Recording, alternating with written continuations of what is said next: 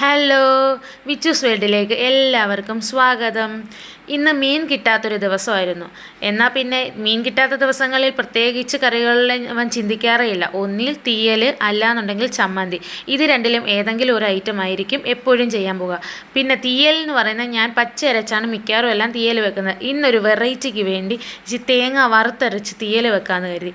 അപ്പോൾ ഞാൻ രാവിലെ തേങ്ങ വറുത്ത് വെച്ചിരുന്നതുകൊണ്ട് അത് എളുപ്പപ്പണിയായിരുന്നു. കിഴങ്ങും ഉള്ളി തക്കാളി എല്ലാം കൂടി ചേർത്ത് നമ്മളൊന്ന് വഴറ്റിയതിന് ശേഷം ഈ തേങ്ങ വറുത്തതും കൂടി അതിനകത്തോട്ടിട്ട് ഇളക്കിയെടുത്ത് മിക്സ് ചെയ്യുന്നു. സാധാ രീതിയിൽ തീയൽ വെക്കുന്ന കണക്ക് വറുത്തരച്ച് വെച്ചു, എത്രയേ ഉള്ളൂ. അതുകൊണ്ട് ആ ഒരു കാര്യം അങ്ങനെ നടക്കുമല്ലോ. എന്തെങ്കിലും ചോറിൻ്റെ കൂടെ ഒരു എരിക്കറി എന്ന രീതിയിൽ എന്തെങ്കിലും ഒന്ന് വേണം. ഇല്ലാന്നുണ്ടെങ്കിൽ ചമ്മന്തി, അങ്ങനെ എന്തെങ്കിലും ഒരു ഐറ്റം ഇവിടെ വേണം. അതുകൊണ്ടാണ് തീയലിലേക്ക് പോകുന്നത്.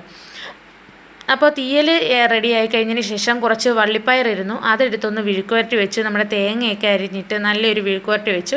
പിന്നീട് ഒത്തിരി പാത്രങ്ങളുണ്ടായിരുന്നു, അതെല്ലാം ഒന്ന് വാരി കഴുകിയിട്ടതിന് ശേഷം ഇന്ന് പിള്ളേർക്ക് സ്കൂളിൽ പോകേണ്ട ദിവസമായതുകൊണ്ട് നമുക്ക് പെട്ടെന്ന് തന്നെ ജോലികൾ തീർക്കണമല്ലോ. അതിനുശേഷം ഞാൻ രാവിലത്തേക്ക് കാപ്പിക്കുള്ള സാമ്പാർ റെഡിയാക്കി വെച്ചതിന് ശേഷമാണ് അവിടെ എല്ലാം ഒന്ന് ക്ലീൻ ചെയ്തു.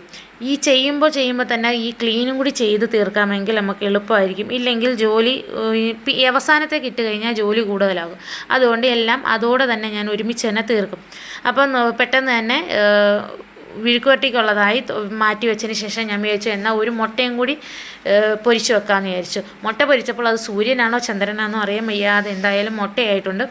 അതും റെഡിയാക്കി വെച്ചതിന് ശേഷം നമ്മൾ ദോശയ്ക്ക് അരിയാട്ടി വെച്ചിരുന്നു. ദോശ ചുട്ടു കൊടുക്കുക. ഇഡലിയൊക്കെ ഞാൻ ചില സമയത്തേ ഉള്ളു ചുടുന്നത്. അപ്പോൾ ദോശയാകുമ്പോൾ നല്ല നെയ്യൊക്കെ ഒഴിച്ച് ദോശ ചുടാമല്ലോ. അപ്പോൾ അങ്ങനെ വിച്ചുവിനുള്ള ദോശ മാറ്റി ചുട്ടതിന് ശേഷം ഉണ്ണിക്കുട്ടനുള്ള ദോശയാണ് ഈ ചുടുന്നത്. ഉണ്ണിക്കുട്ടന് പിന്നെ എന്തെങ്കിലും ആനയോ പിന്നെ കുട്ടി ദോശയോ അങ്ങനെയുള്ള പരിപാടികളൊക്കെ ഉണ്ണിക്കുട്ടൻ പറ്റത്തുള്ളൂ. അപ്പോൾ അങ്ങനെയുള്ള എന്തെങ്കിലും ഉണ്ടെന്നുണ്ടെങ്കിൽ പെട്ടെന്ന് കഴിച്ചോളൂ ആൾ.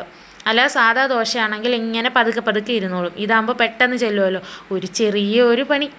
അപ്പോൾ അത് കഴിഞ്ഞിട്ട് ഞാൻ നേരെ നമ്മുടെ ചോറും കറികളെല്ലാം ആയിക്കഴിഞ്ഞപ്പോൾ ഞാൻ എല്ലാ ലഞ്ച് ബോക്സും സെറ്റ് ചെയ്തു അവനെ സ്കൂളിലേക്ക് പറഞ്ഞു വിട്ടു. അപ്പോൾ ഇന്നത്തെ വ്ളോഗ് ഇഷ്ടപ്പെട്ടിട്ടുണ്ടെങ്കിൽ എല്ലാവരും ഒന്ന് സബ്സ്ക്രൈബ് ചെയ്ത് സപ്പോർട്ട് ചെയ്യുക. ബൈ.